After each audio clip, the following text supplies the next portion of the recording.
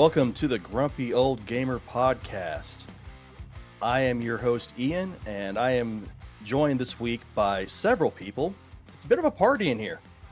First off, we have Al. A bit of a sausage party, isn't it, really? A little bit. We also have Tim. Oh, hello. And then join us as the fourth member, we have Lucas. Yeah, I'm back again, surprisingly. But yeah, it's full of dudes. I don't like this room.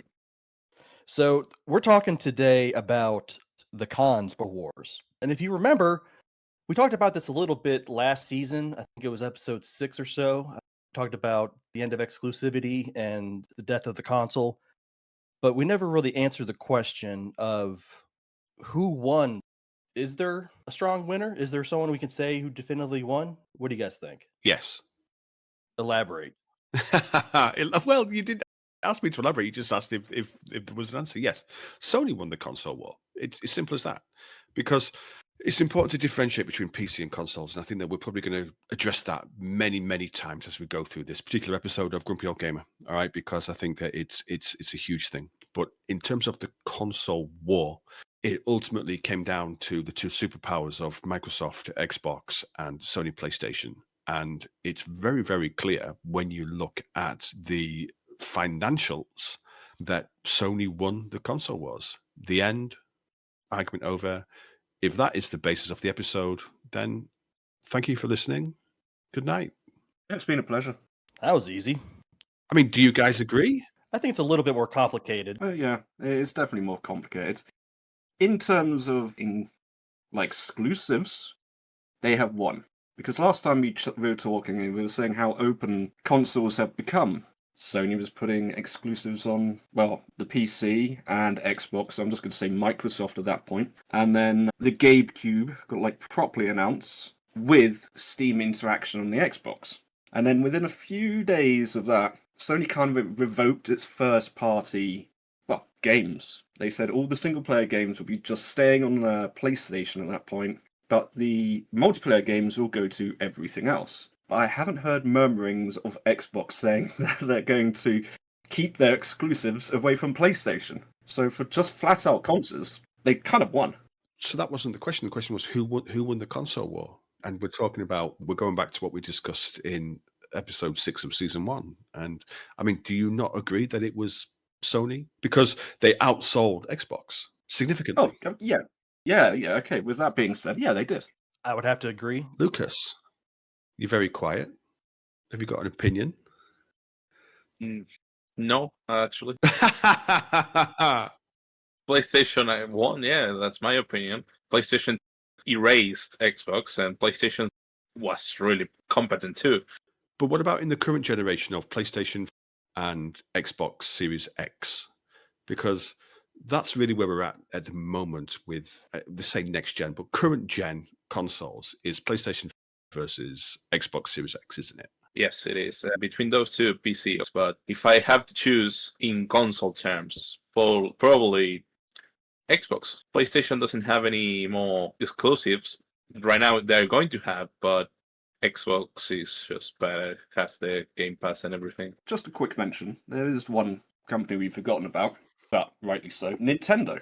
Fuck Nintendo and fuck Ubisoft. I mean, come on. Yeah. I mean, that's I can't think of a suitable analogy for Nintendo when we're talking about this in terms of the console wars. But did you just say that Microsoft won the console war, Lucas? Was that or did I mishear you? No. What I said is PlayStation won the first war, and if I have to choose in this generation, I'd probably go with Xbox. Well, you'd be wrong. You'd be wrong.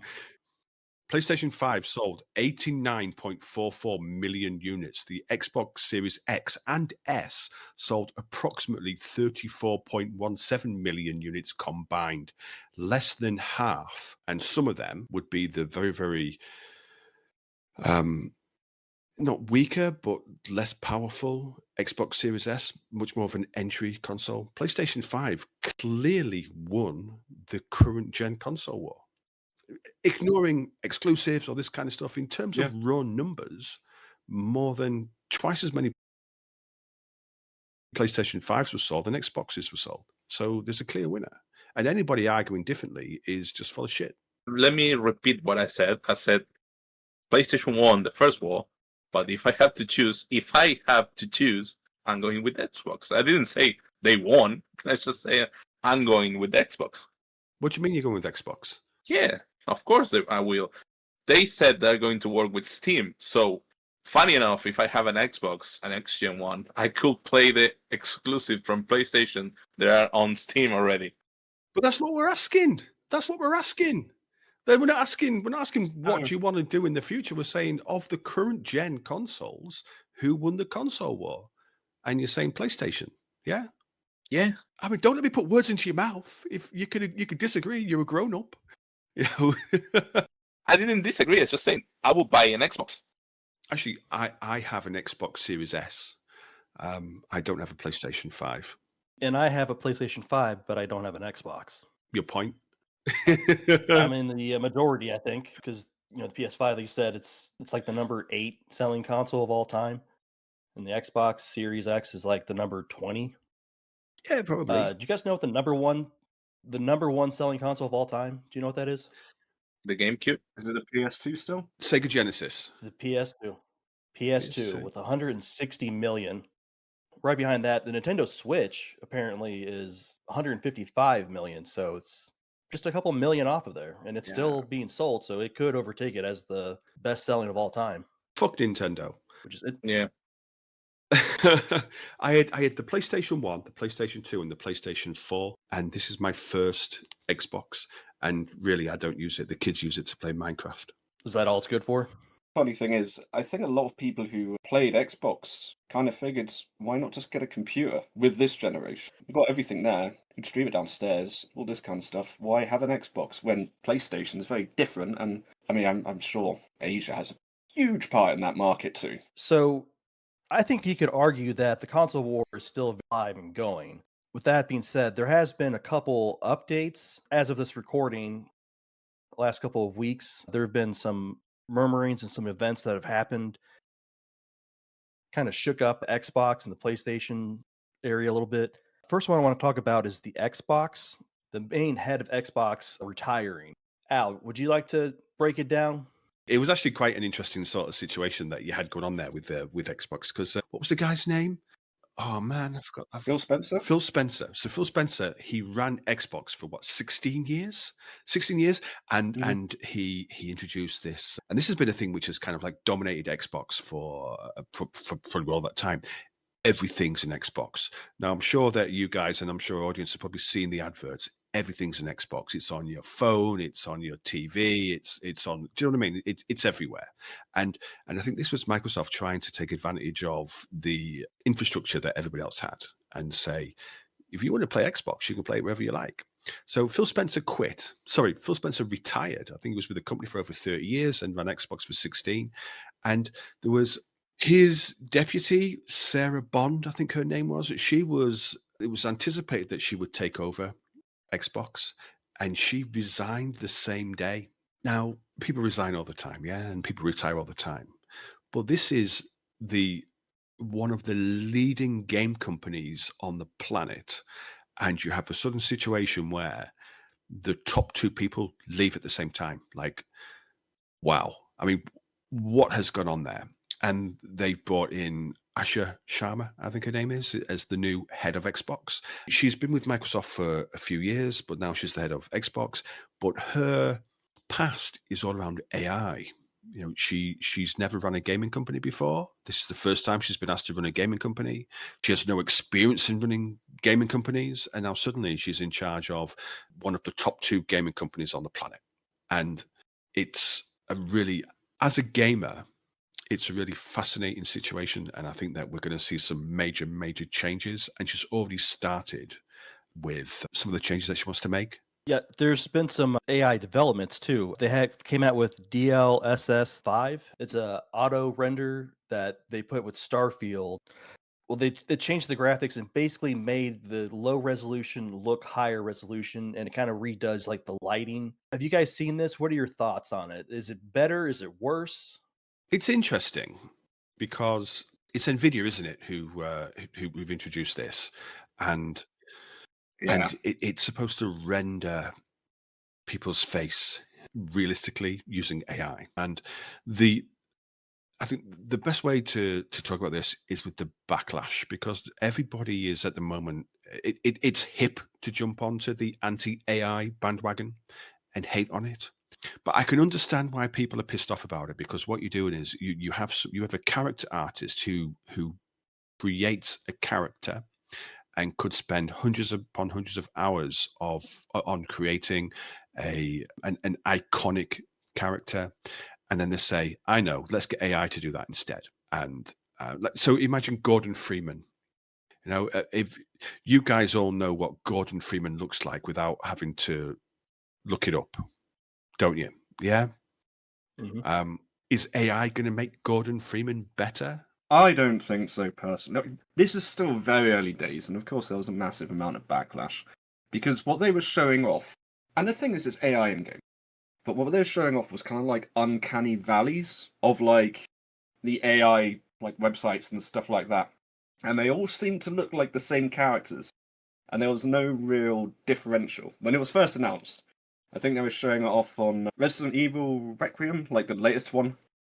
And yeah, it turns whoever is the lass in that to look like some rather uncouth AI generation, to put it bluntly.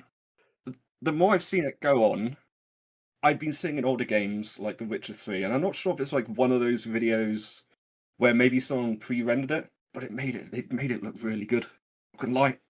I don't think anyone's saying it doesn't make things look good. I think the issue is you're taking work away from artists. Yeah. Who are spending who are creating these awesome characters, and you're saying, let's just get a computer to do it instead. And is that the right message to be sending into the games industry? I have a horrifying theory about why they decided to go that path. And you probably guys are going to say that makes sense. Using AI for making the characters, and not only the characters, the lighting and maybe the environment, that's going to cost less RAM.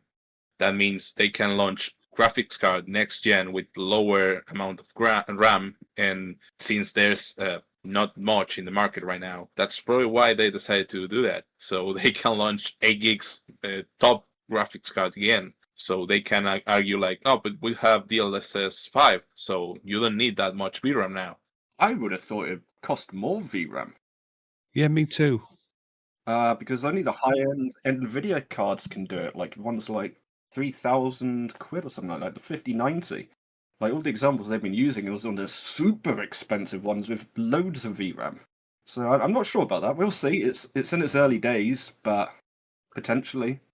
How does it use less? I'm interested to know, because I absolutely agree with Tim. I don't see how this would use less RAM, because you build a character, you have a polygon limit when you build your character, and then there you go, there's your character. How would rendering that face with AI take less RAM than saying, here's our model? I think that it's going to cost less RAM because the main idea of DLSS is basically that, having Yeah, less. I know you said that, but So, I'm just asking, how is it going to cost less? I don't know, but it's probably the reason. So I don't know how Right. it works. I think its current state is going to be using more RAM. The more they refine it, the more it goes on. Hopefully, you're right. What I think the main power is for that is not the VRAM, it's more the graphic processor. So that's the main effort in the graphics card for AI. It's not the VRAM, it's the graphic processor. So yeah, that's my thinking. But I don't know exactly how it works. That's only NVIDIA knows for now. I've just done some digging, and it says, based on reports surrounding the announcement of NVIDIA's DLSS5 in March 2026, the technology, specifically in its early demonstration phase, does not inherently use less RAM. Instead, has extremely high VRAM requirements, often demanding 64 gigabytes of VRAM, dual RTX 5090s, for example, to run in professional demonstrations. So I think that you're completely wrong, mate. I think it's going to require more, which makes sense to me, that it would require more to model these things rather than saying, here's our model. They did the same with, like, when they were releasing consoles, stuff like that. They'd get a beast of a computer to run it and show off its shiny. It would never be on the console. But the more time went on, the more people refined it, it did go down, and then something new will come along and it'll skyrocket back up. So there's potential. So if that's the case, that's more scary because NVIDIA 101 is launching low VRAM graphics card as an entry and middle range. So if they decide to add that in the next gen, there's probably going to be RTX 6000 series. What they are going to do with the DLSS5 then? I don't know. That's scary. So an interesting thing about AI is that they announced that the PlayStation 6 is going to lean in heavily to the AI angle. They didn't really specify how, but how do we feel about that? Well, we don't know what it means, do we? I think this is the console architect who said PlayStation 6 is going to feature AI. It's going to be built in, but we don't know what it means. They haven't told us what it means. It's just a soundbite at the moment. But I think, have they not said something about introducing AI into the PlayStation 5 to extend the life of that console? Is that not something I read, or am I just making that No, up? they definitely have. They even said they're worried about PlayStation 6 sales because of that, because they're pumping it so much. Why would you bother getting a PS6 on launch? That's a really interesting point, Tim, because there's a trend where people aren't buying the next gen consoles. People are still, and I think that there's a lot of games which they run on PlayStation 4 and PlayStation 5. You don't need a PlayStation 5 to be able to play even a lot of new releases. So the people are saying, why would I buy the next PlayStation when my existing PlayStation runs games perfectly? And I guess this is probably a question of the backwards compatibility. And it would be interesting to see whether the PlayStation 6 and the Project Helix, the next Xbox, be interesting to see whether they have backwards compatibility, because it's very possible that backwards compatibility retards the sale of new consoles, because people are like, well, I don't need that new console to play the new games. I can play them on my existing machine. Is backwards compatibility a bit of a mistake? I just realized something about we were talking about the exclusives, and now that you mentioned PlayStation 6 makes totally sense. So everyone who is hearing this podcast, or lovely one fan we have out there, save this because we are probably going to have exclusives on PC after the launch of PlayStation 6. Probably is they're going to go back like, okay, we're going to continue launching our exclusives in PC after 1 year probably, because they are stopping that to launch PlayStation 6. So, well, they can have people buying for the exclusives. That's my thinking. I think, well, we can bounce off that topic a little bit later, but I do think backwards compatibility is a mistake. Everything's getting more expensive. Like, literally everything in the industry is getting so much more expensive. The way that they could do it, because they're getting rid of their optical drives. As a PC gamer, we've done that years and years, like decades ago type thing. And they've been really pushing like these download-only ones, so they can kind of get the market. Do you think on the PS6 store, even though it'd easily be able to run the games, that they would push the old games, especially at launch? They'd have to have a new shiny that everybody wants, and they haven't exactly been delivering that for a long time. I don't think it's a mistake. Okay, when you say it's a mistake, backwards compatibility, I don't think it's a mistake for players and for consumers. I think it's a real positive for players and consumers, because we get to play the newest games on older machines. But I think it might be a mistake for the console manufacturers. But then if you've got PlayStation 5 selling nearly 90 million consoles, how much of a mistake is it? Because they're still shifting units. I kind of misread what you said, or misheard, sorry. Yeah, if they're still making money, I mean, they're all about money. But they are going to have a crossover point at some point. And I think, if I'm not mistaken, some PS5 exclusives are going to PS4. I really don't know. I haven't looked at that for a while, but they did launch, like, you can get it on this as well, but it looks shinier on this. I don't know, mate. Help me on this. How it works when PlayStation have an exclusive, for example, PlayStation 5 right now, a new game. It's instant pass to PlayStation 4, or they wait some time and then release it in PlayStation 4? How it works? It's immediate. So they would release a game on, and I'm feeling, and now with the caveat that I don't have a PlayStation, Ian does, so he's probably better placed to answer this question. But you often see titles that say, Spider-Man is being released, and it will give you the platforms, and it will say PS4, PS5, because it'll come out on both at the same time. But Ian has a PlayStation 5, so he can probably give us some more information on that. Yes, and I would agree with that. Pretty much all of the games that I've seen that did come out on both consoles at the same time. For some reason, the only one I can think of is the Marvel's Avengers game. That's the first one that popped in my mind for some reason. But that came out on PS4 and PS5. Just they had the two different versions, I believe. And they'll do that occasionally. And is there much difference between them? Not as much. I mean, and I think we're going to see a lot more of that going 5 to the 6 because I really going from the PlayStation 4 to the 5, like I didn't see the leaps and bounds like I saw going from the PlayStation 2 to the 3. And I think we're going to see a lot of that, where I think, and I think that the iterations of consoles is getting less, because, and I'm sure we've talked about this on a previous episode. It's like how much more, if you've got photorealism, how do you improve on photorealism? Because I don't think, where'd you go from there? So, and this probably links back into our point, Tim, where we were saying that, well, people aren't bothering to buy the next generation of console because they can access all those games and still enjoy them on the console that they own. So, they're thinking, well, what's the point in buying a PlayStation 5? I've got a PlayStation 4, or a PlayStation 6. I've got a PlayStation 5. And Ian, do you think that backwards compatibility? Because you never had an opinion on this. We were saying that we think that backwards compatibility is a plus for the consumer and for the gamer, but it's actually a negative and a bit of a mistake for the console manufacturer. What do you think? I think they're kind of shooting themselves in the foot a bit, but they're doing it to be good to the fans. So I think it's overall a good thing when they do that, but I'm sure it pisses off the people in the finance department. Here's an interesting question then, because we've seen that there's a quite a link between the PlayStation 4 and the PlayStation 5 in terms of the compatibility, in terms of the accessibility of games across both platforms. Do you see the same between the Xbox Series X and the previous Xbox? Would that be the Xbox One? I don't have an Xbox. I couldn't answer that.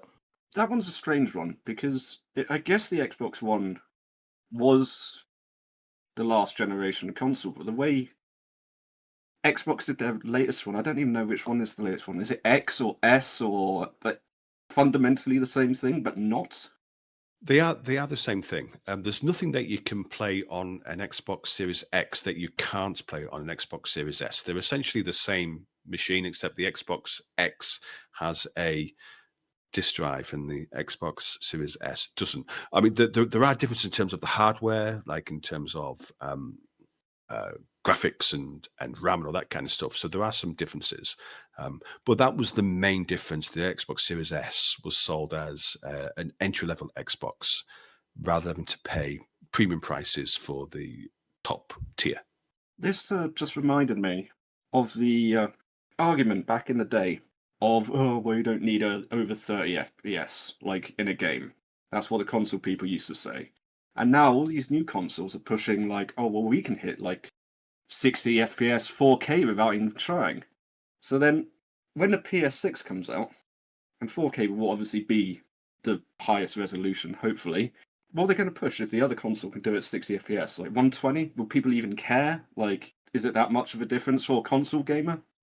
That was that old argument, which I think is mute these days. Yeah, and I think that's kind of the point that we've been making, that the iteration from 4 to 5 to 6 for the PlayStation is it's on a decreasing curve. If you look at the PlayStation 1 to the PlayStation 2, there was a significant upgrade in terms of saving and in terms of graphics, and then to the PlayStation 3, and then to PlayStation 4, and then from there it's like, well, the 5 was it was an increase, but you could play PlayStation 5 games on PlayStation 4, so clearly it wasn't that much of an increase.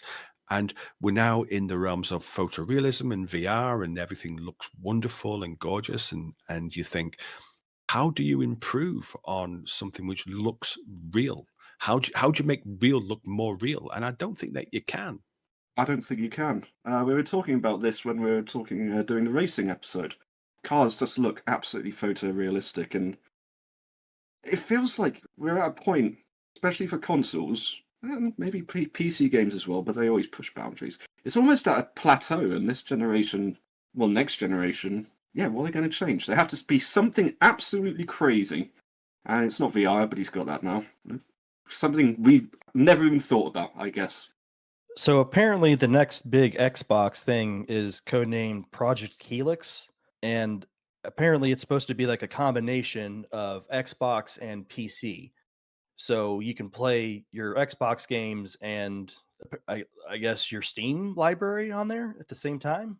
Yeah, now we're getting to the meat Yeah. of the episode, aren't we? Because this is kind of the thing that we were talking about. So I think we can all agree that in terms of performance and graphics and storage and all that kind of stuff, you're not looking at a enormous leap from the PlayStation 5 to the PlayStation 6 or from the Xbox X to the Project Helix, whatever they may end up calling that machine. The physical performance of the machine isn't going to go up that much. I think we can all agree on that, can't we?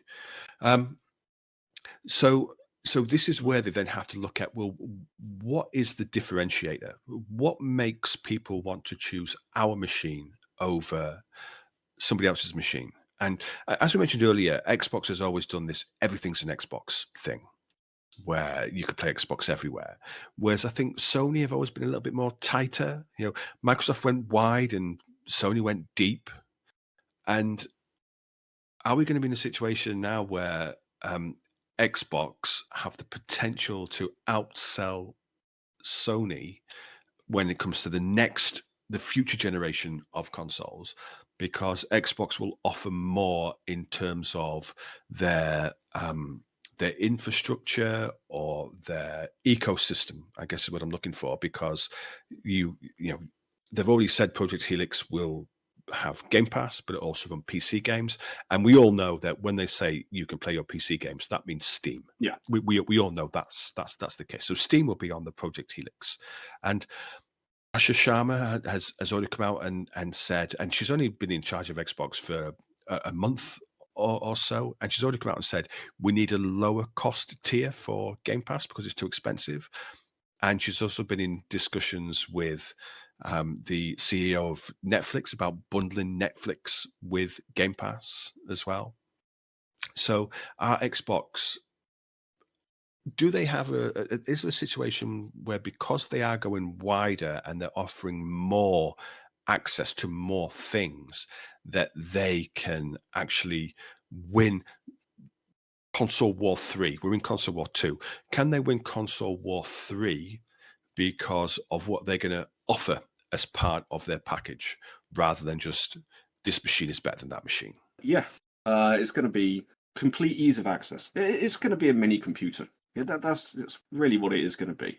Yeah, I think lumping all of that, like the biggest seller of games on the PC, good price and stuff like that, onto a console, because obviously Valve is going to be having to make their own console version of Steam now, so that's why that's probably really beneficial.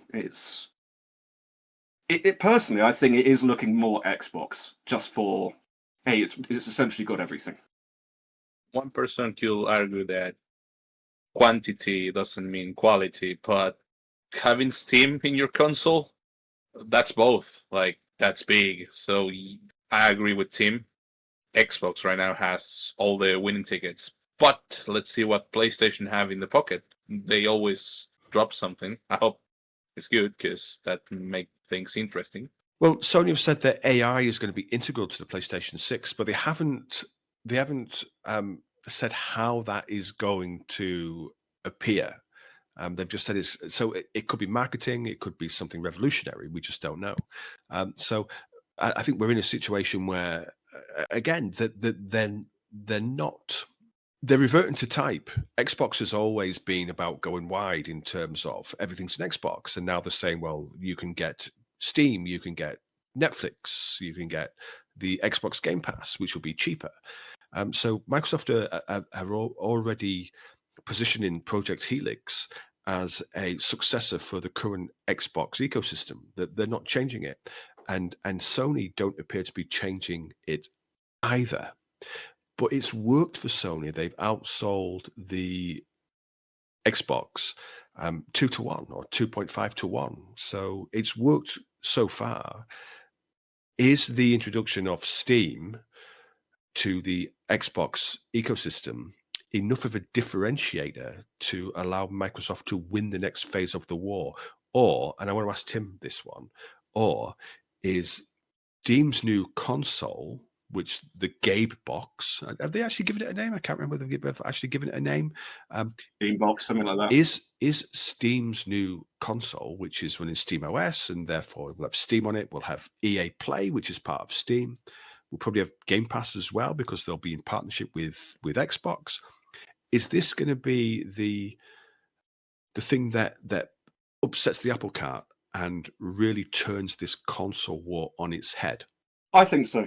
I was going to bring that up in a bit. People do focus a lot about the whole fact that Steam is going on to like the next Project Helix, Microsoft, but people forget it's going to be running on like a Windows platform. Whereas the small thing that like Gabe will probably have is SteamOS, which is probably going to be Linux based. Might even have more freedom than Microsoft itself. So I think it will be a spanner in the work, but anyone we'd find out. In terms of, I think the name was Steam Machine. Correct me if I'm wrong, but the name of the console they are launching. In any case, knowing Steam and how they work, they just taking the piss, like always. With the everything they do is just to say, we did it. But Xbox having Steam on it, that's probably going to be game changing for the console war.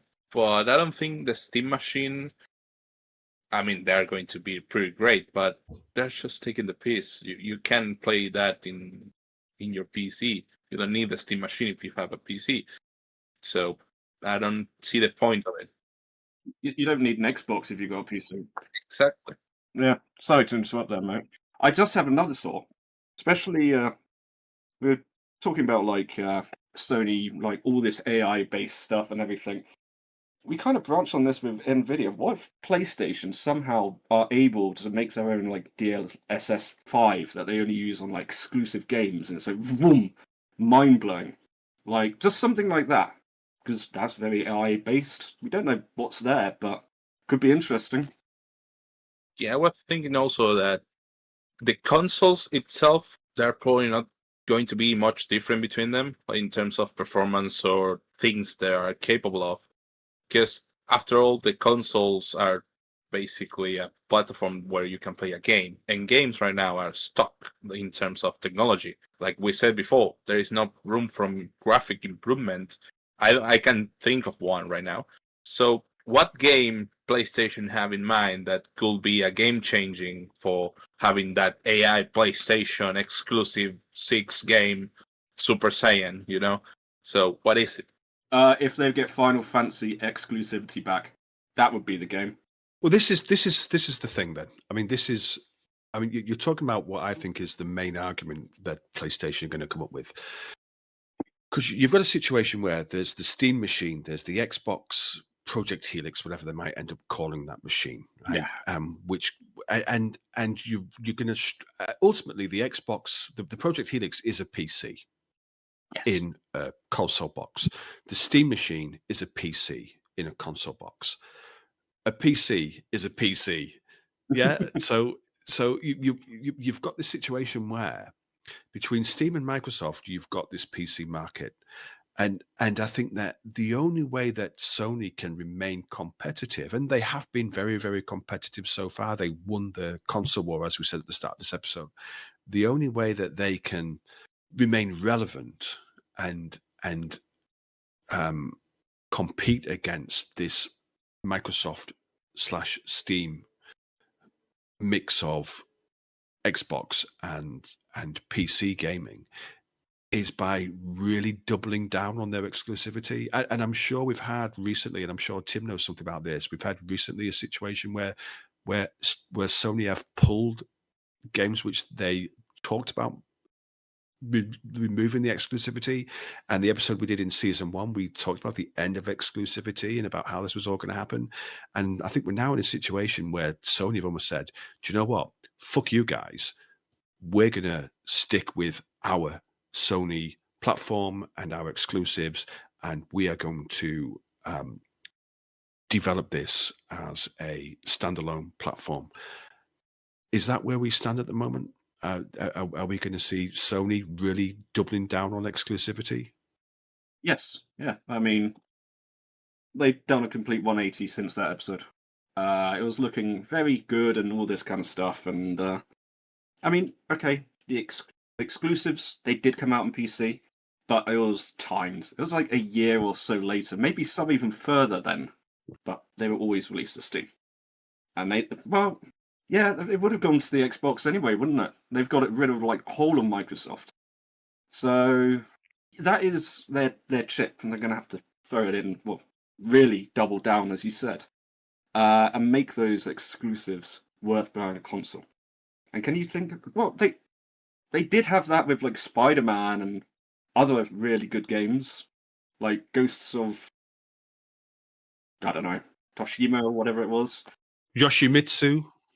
I was going to say, but their latest one that they've reverted back is like that Wolverine game, which looked really good. They're like, nah, that's a Sony exclusive now. All this kind of stuff. So yeah, they're going to have to double down on that. They have really good exclusive games. Yeah, they have, but then they decided to release it on PC, and PC game with RTX, DLSS, 200 FPS, and the game just got better.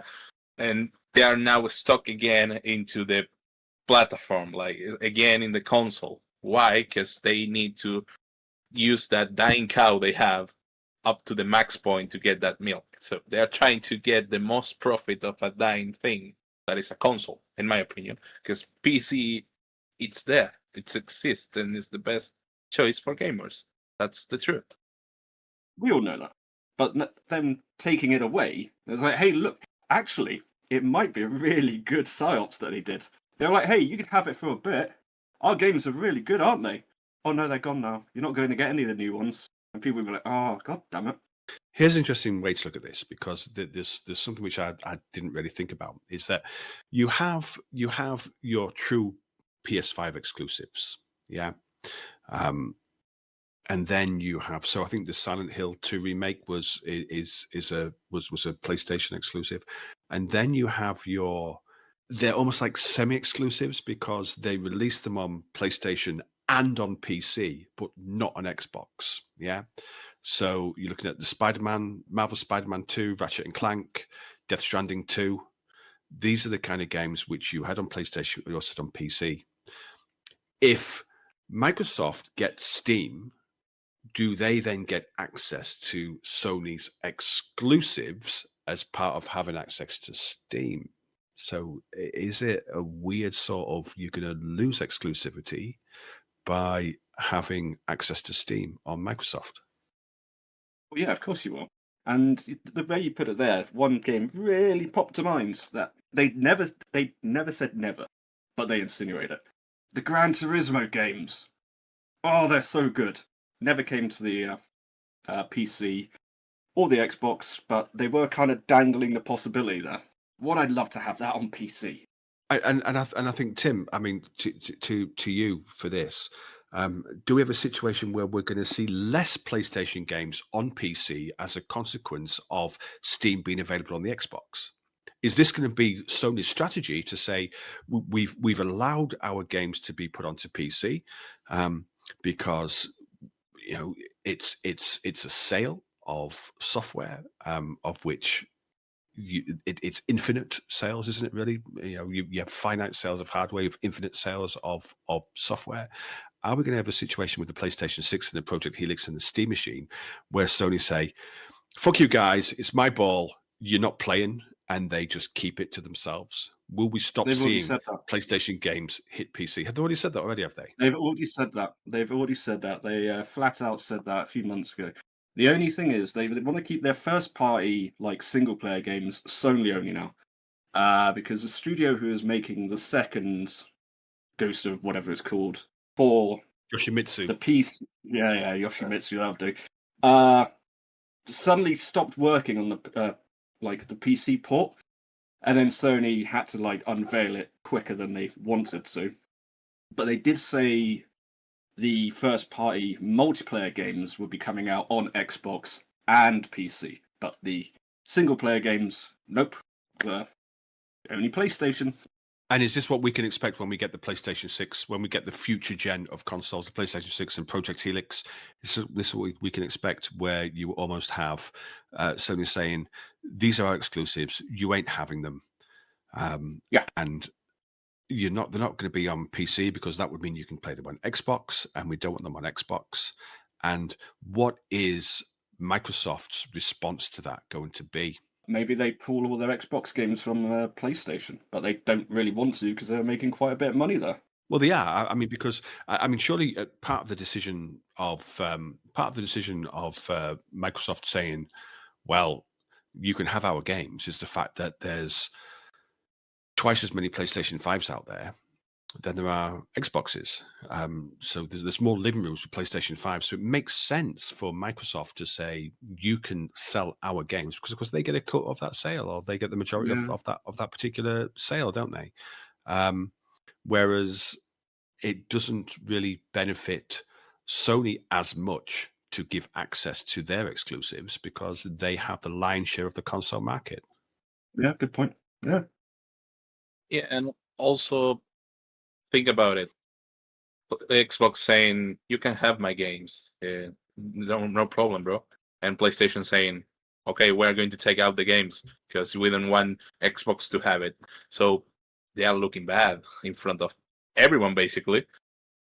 Less the PlayStation players, maybe, but some of them may be going to think, whoa, that's actually a dick move.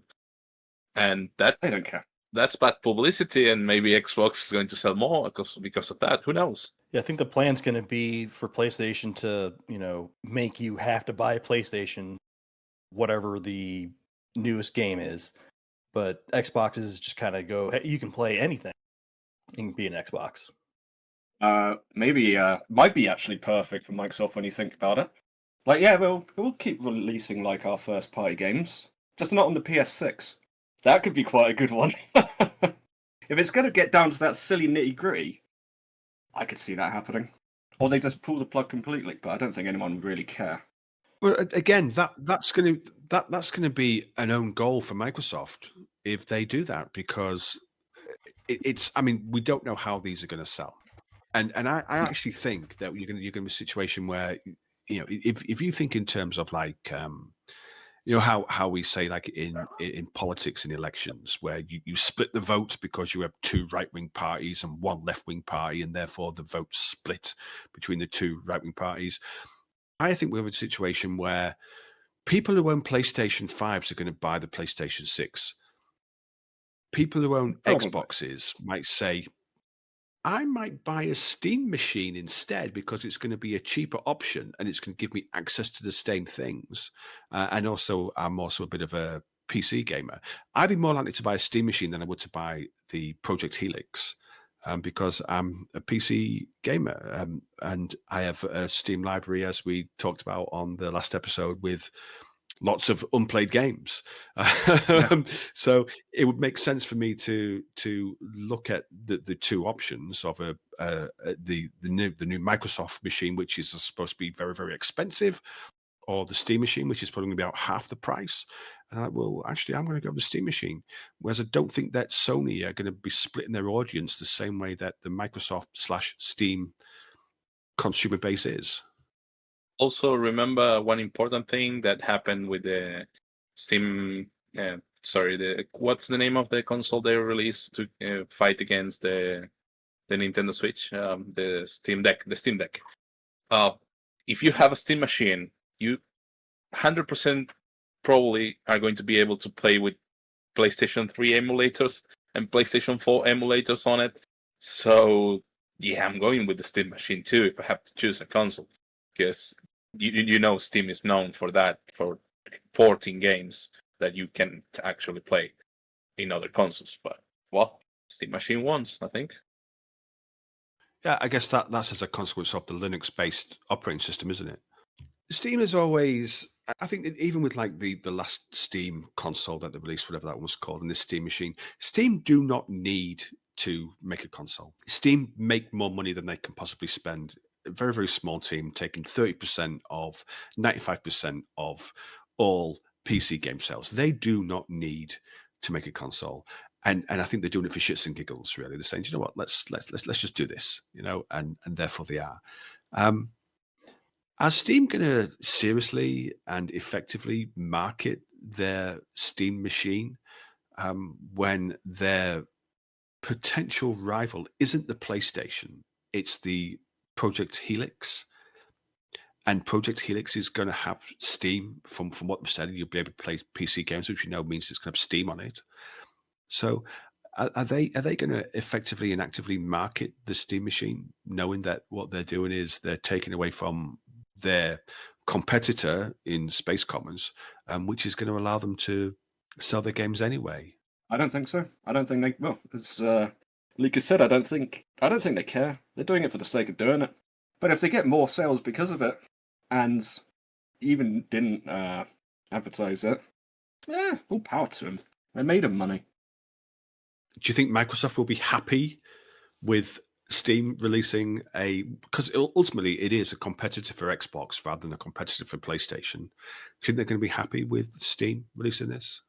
I think the Steam machine has been on the cards for so long, and if Microsoft didn't see it coming eventually, what can you say? I think they cannot afford it, really, because if they say something, Steam is going to say, okay, then you can't have Steam on your next Xbox gen. And that's a lose for them, a big one. So they have to be complacent in this one and just keep the head down and say, oh, good machine. I was actually kind of agreeing. At first, when you said Steam are going to get off the Microsoft thing, that's why I was shaking my head, because there's no way in hell that's going to happen. That's more sales for Steam. And it would kind of make the whole Project Helix almost null and void and be back to square one.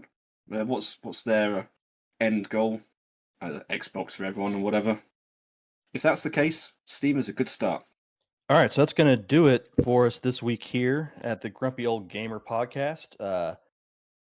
If you like what you hear, you can go to gog.fm. You can give us a like on YouTube. You can add a subscribe, hit the buttons, all the buttons. Just hit them all. And this week, I was joined by 3 other hosts. So I want to say thank you very much to Al. Thank you for having me, man. It's been quality. And Tim. Yeah, cheers for having me, man. It's been banging. And of course, Lucas. Oh, war never changes. It was a pleasure, mate. All right. Well, that'll do us for everybody here at the Grumpy Old Gamer podcast. We'll see you at the next one.